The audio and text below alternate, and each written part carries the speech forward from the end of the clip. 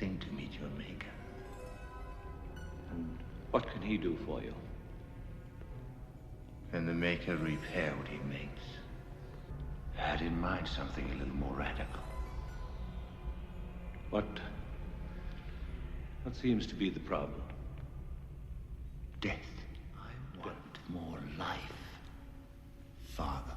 Welcome to the Gospel According to the Matrix. I'm your host, Travis Mateus. What is the narrative matrix? In the movie The Matrix, humans are imprisoned in a virtual world by a powerful artificial intelligence system in a dystopian future. What they take to be reality is actually a computer program that has been jacked into their brains to keep them in a comatose state. They live their whole lives in that virtual simulation without any way of knowing that what they appear to be experiencing with their senses is actually made of AI-generated code. Life in our current society is very much the same. The difference is that instead of AI, it's psychopathic oligarchs who are keeping us asleep in the matrix. And instead of code, it's narrative. Society is made of narrative, like the matrix is made of code. Identity, language, etiquette, social roles, opinions, ideology, religion, ethnicity, philosophy, agendas, rules, laws, money, economics, jobs, hierarchies, politics, government, they're all purely mental constructs, which exist nowhere outside of the mental noises in our heads. If I asked you to point to your knee, you could do so instantly and wordlessly. But if I asked you to point to the economy, for example, the closest you could come is using a bunch of linguistic symbols to point to a group of concepts.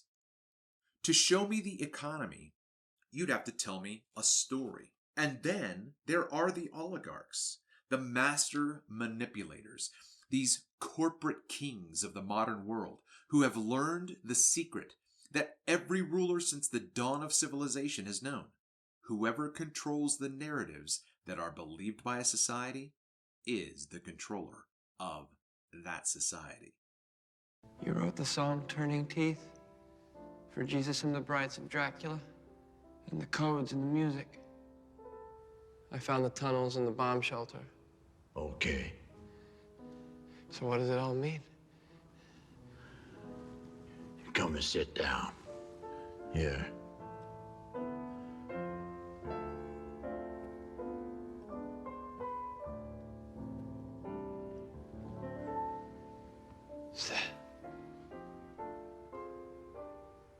Is that Kurt Cobain's Fender Mustang guitar?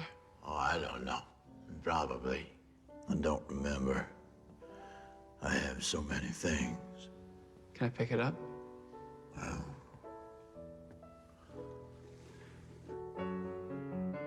I don't always worry what the message is. I just pass it along.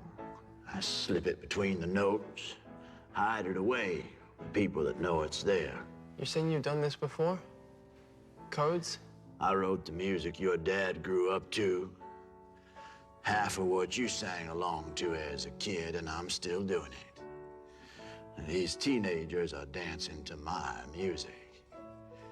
I want it that way. Tell me why. You're telling me there's hidden messages in old pop songs? Movies, television shows, everything you know.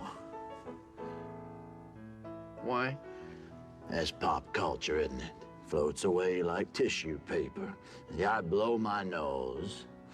I find a used Kleenex, I recycle it, and there is your wedding song. Here it comes. I want to know what love is. And I want you to show me. What are the tunnels for? Is there gonna be a war? Oh, hell, I don't know. I'm just trying to make a living, earn a few dollars. But you have everything.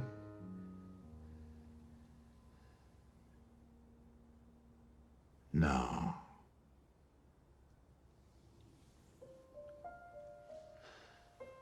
You know this girl?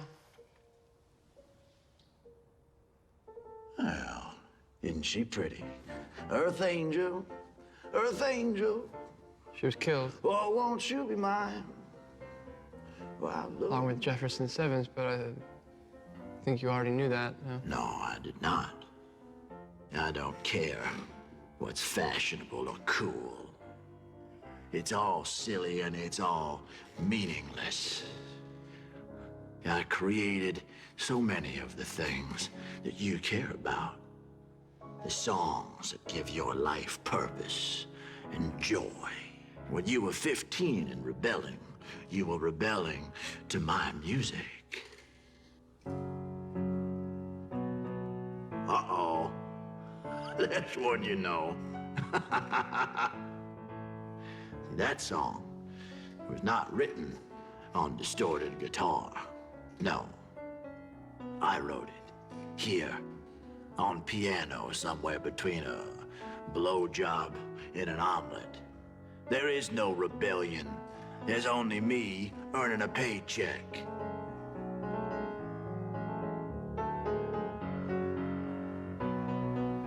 I don't believe you. Well, good, because the real message was not meant for you. So it's better if you just smile and you dance and you enjoy the melody. Because this ugly old man, me, I am the voice of your generation. Your grandparents, your parents, and all the young people that follow you. I love rock and roll. Drop another dime in the jukebox, baby. Oh, look at you. Everything that you hoped for, that you dreamed about being a part of, is a fabrication. Your art, your writing, your culture is the shell of other men's ambitions, ambitions beyond what you will ever understand.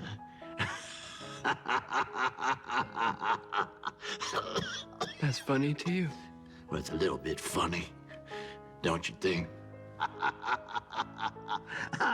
Because I wrote this, and I wrote this, and I wrote this, Stop it. and I wrote this too. Stop it!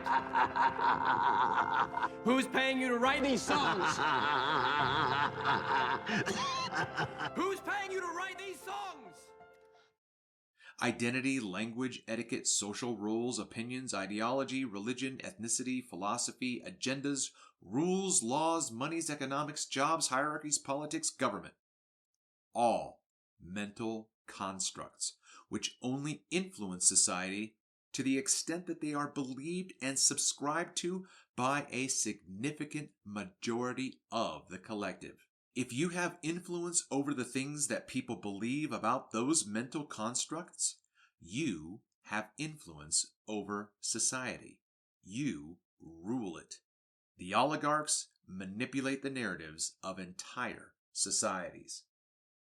That is why there have been book burnings, heretic burnings, and executions for mocking the emperor throughout history. Ideas which differ from the dominant narratives about what power is, how money works, who should be in charge, and so on, are threatening to a ruler's power in the exact same way that an assassin's dagger is. At any time, in any kingdom, the people could have decided to take the crown off their king's head and place it upon the head of a common beggar and treat him as the new king. And in a very meaningful way, he would be the new king. The only thing preventing this from happening is the dominant narratives subscribed to by the society at the time about divine right, fealty, loyalty, noble blood, and so on. The only thing keeping the crown on a king's head was narrative. The exact same thing remains true today. The only thing that has changed is the narratives the public subscribe to. Because of what they are taught in school and what the talking heads on their screens tell them about their nation and their government, Most people believe that they live in a relatively free democracy where accountable temporary power is placed in the hands of a select few based on a voting process informed by the unregulated debate of information and ideas. Completely separate from the government, they believe is an economy whose behavior is determined by the supply and demand of consumers. In reality, economics, commerce, and government are fully controlled by an elite class of plutocrats who also happen to own the media corporations which broadcast the information about the world onto people's screens. Control the narrative of economics and commerce, and you control economics and commerce. Control the narratives about politics and government, and you control politics and government. They say I can sell anything. I'd like to try to sell something to you. Valhalla, Mr. Beale. Please sit down. You have meddled with the primal forces of nature, Mr. Beale, and I won't have it. Is that clear? You think you merely stopped a business deal? That is not the case. The Arabs have taken billions of dollars out of this country, and now they must put it back. It is ebb and flow, tidal gravity. It is ecological balance. You are an old man who thinks in terms of nations and peoples. There are no nations. There are no peoples. There are no Russians. There are no Arabs. There are no third worlds. There is no West. There is only one holistic system of systems. One vast and immane, interwoven, interacting, multivariate, multinational dominion of dollars. Petrodollars, electrodollars, multi-dollars, Reichmarks, rins, rubles, pounds, and shekels. It is the international system of currency which determines the totality of life on this planet. That is the natural order of things today. That is the atomic and subatomic and galactic structure of things today. And you have meddled with the primal forces of nature. And you will atone. Am I getting through to you, Mr. Beale? This control is used by the controllers to funnel power to the oligarchs, in this way effectively turning society into one giant energy farm for the elite class. But it is possible to wake up from the narrative matrix. It isn't easy, and it doesn't happen overnight. It takes work, inner work, and humility. Nobody likes acknowledging that they've been fooled, and the depth and extent to which we've all been fooled is so deeply pervasive it can be tempting to decide that the work is complete far before one is actually free. Mainstream American liberals think they're clear-eyed because they can see the propaganda strings being pulled by Fox and Donald Trump, and mainstream American conservatives think they're clear-eyed because they can see the propaganda strings being pulled by MSNBC and the Democrats. But the propaganda strings on both trace back to the same puppet master, and seeing that is just the beginning. Man wants chaos. In fact, he's gotta have it. Depression, strife, riots, murder, all this dread. We're irresistibly drawn to that almost orgiastic state created out of death and destruction. It's in all of us. We revel in it. Sure, the media tries to put a sad face on these things, painting them up as great human tragedies.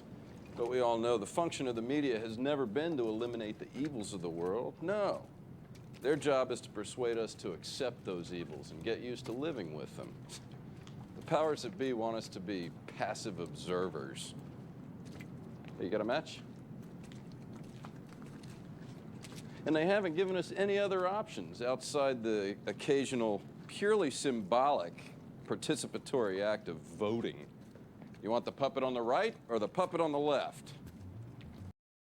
But through sincere, humble research and introspection, it is possible to break free of the matrix and see the full extent to which you and everyone you know has been imprisoned by the ideas which have been programmed into social consciousness by the powerful. Not just in our adult lives, but ever since our parents began teaching us how to speak, think, and relate to the world. Not just in the modern world, but as far back as history stretches, to when the power-serving belief systems of social structure and religion were promoted by kings and queens of old. All of society, and all of ourselves, and indeed all of the thoughts in our heads, have been shaped by those in power to their benefit.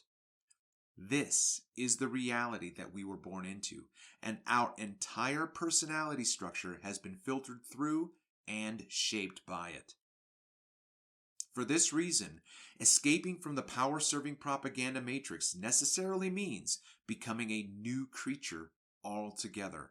The ideas, mental habits, ways of relating to the world which were formed in the matrix are only useful for moving around inside of it. In order to relate to life outside of the power-promulgated narratives which comprise the very fabric of society, you have got to create a whole new operating system for yourself in order to move through life independently of the old programming designed to keep you asleep and controlled. So it's hard work. You'll make a lot of mistakes along the way, just like an infant slowly learning to walk. But eventually, you get clear of the programming. And then you're ready to fight. At some point in this process, you necessarily come upon a deep, howling rage within. Rage at the oligarchic manipulators of your species. Yes, but also rage at manipulation in all of its forms. Rage against everyone who has ever tried to manipulate your narrative, to make you believe things about yourself or make other people believe things about you. Rage against anyone who manipulates anyone to any extent. When your eyes are clear, manipulation stands out like a black fly on a white sheet of paper, and your entire system has nothing to offer it but revulsion and rejection. So you set to work. You set to work, throwing all attempts to manipulate you as far away from yourself as possible, and expunging anyone from your life who refuses to stop trying to control your narrative. Advertising, mass media propagation, establishment academia, everything gets purged from your life that wants to pull you back into the matrix. And they will try to pull you back in. Because our narratives are so interwoven and interdependent with everyone else's, and so inseparable from our own sense of ourselves, your rejection of the narrative matrix will be interpreted as an existential threat by many of your friends and loved ones. You will see many people you used to trust, many of them very close to you, suddenly transform into a bunch of Agent Smiths right in front of your eyes. And they will shame you, guilt you, throw every manipulation tool they have at you to get you to plug the jack back into your brain. But because your eyes are clear, you see it all. You won't be fooled again. And then, all you'll want is to tear down the matrix to its very foundations and plunge its controllers into irrelevance. You will have to set to work bringing down the propaganda prison that they have built up around your fellow humans in any way you can, bolt by bolt if you have to. Because you know from your own experience that we are all capable of so much more than the puny, gear-turning existence they've got everyone churning away at. You will despise the oligarchs for the obscene sacrilege that they have inflicted upon human majesty out of greed and insecurity, and you will make a mortal enemy of the entire machine that they have used to enslave our species. And because their entire kingdom is built upon maintaining the illusion of freedom and democracy, all they will have with which to fight back against you is narrative. They will try to shame you into silence by calling you a conspiracy theorist. You know, flat Earth is a conspiracy theory. Conspiracy theories. Conspiracy theories. Conspiracy theories. And conspiracy theories. Misinformation and conspiracy theories. Conspiracy theories. A conspiracy theory. A conspiracy theory. Conspiracy theories. Conspiracy theories. These conspiracy theories. You know, flat Earth is a conspiracy theory. Conspiracy theories like those are everywhere these days. They'll have their media goons and their manipulators launch smear campaigns against you. But because your eyes are clear, none of that will work. They have one weapon, and it doesn't work on you. And you will try to set work, waking up humanity from the lie factory, using whatever skills you have, weakening trust in the mass media propaganda machine, and opening eyes to new possibilities. What if I could tell you that you could be more, your life could be fuller, that you're free to make your own decisions, your own choices? We are in the middle of something. Quiet time. These puppies changed my life, and they're gonna change yours too. Come on now, you know we don't wear sunglasses. Ho, ho, ho, ho. We do now. Put them on. No. Life doesn't have to be something that just happens to us. Right? Just put the glasses on, and you're gonna see. You're gonna see. Come on. I can't, okay? I'm sorry. And while doing so, you will naturally shine big and bright so that the others can find you. And together we'll not only smash the narratives that imprison us, but we'll also create new narratives. Dogs and cats living together, mass hysteria. Hey, how come Andrew gets to get up? If he gets up, we'll all get up. It'll be anarchy. Better narratives, healthier narratives, spiritual narratives, for ourselves and for each other about how the world is and what we want it to be. Because here's the thing. Since it's all narrative, anything is possible.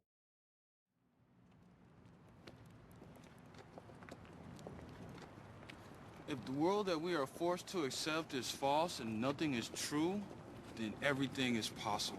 On the way to discovering what we love, we will find everything we hate, everything that blocks our path to what we desire.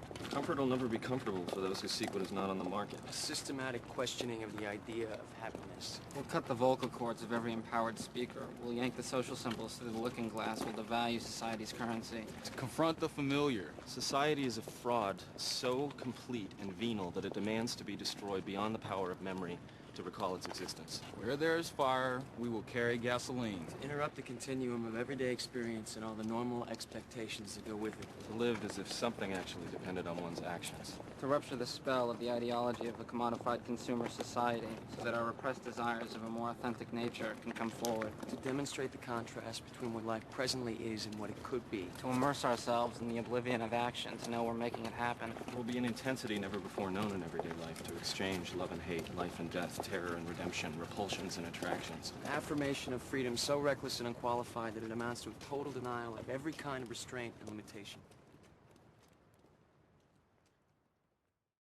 Those who see this have the ability to plunge toward health and human thriving without any regard for the made-up reasons why such a thing is impossible, and plant seeds of light which sprout in unprecedented directions that never could have been predicted by someone plugged into the established "it's just the way it is" stories. Together we can determine how society will be. We can rewrite the rules. We are rewriting the rules. It's begun already. Out of the white noise of a failing propaganda machine, a new world is being born. One that respects the autonomy of the individual and their right to self-determination. One that respects our right to collaborate on larger scales, to create beautiful, healthy, helpful systems without the constant sabotage and disruption of a few power-hungry psychopaths who would rather rule than live or love. One that respects our right to channel human ingenuity into harmony and human thriving instead of warfare and greed. One that respects our right only to take what we need, not just to survive, but to thrive, and return it to the earth for renewal. One that respects the sovereign boundaries of not just ourselves and each other, but of this entire realm in which we live. Unjack your cortex fully from the fear-soaked narratives of insanity, and let the true beauty of our real world flood your senses. Let the grief of what we have unknowingly done send you crashing to your knees in sorrow. And when you're ready, stand up. We have much work to do. The realm of the real spirit, the true artist, the saint, the philosopher, is rarely achieved. Why so few? Why is world history and evolution not stories of progress, but rather this endless and futile addition of zeros? No greater values have developed. Hell, the Greeks 3,000 years ago were just as advanced as we are. So what are these barriers that keep people from reaching anywhere near their real potential? The answer to that can be found in another question, and that's this. Which is the most universal human characteristic? Fear or laziness?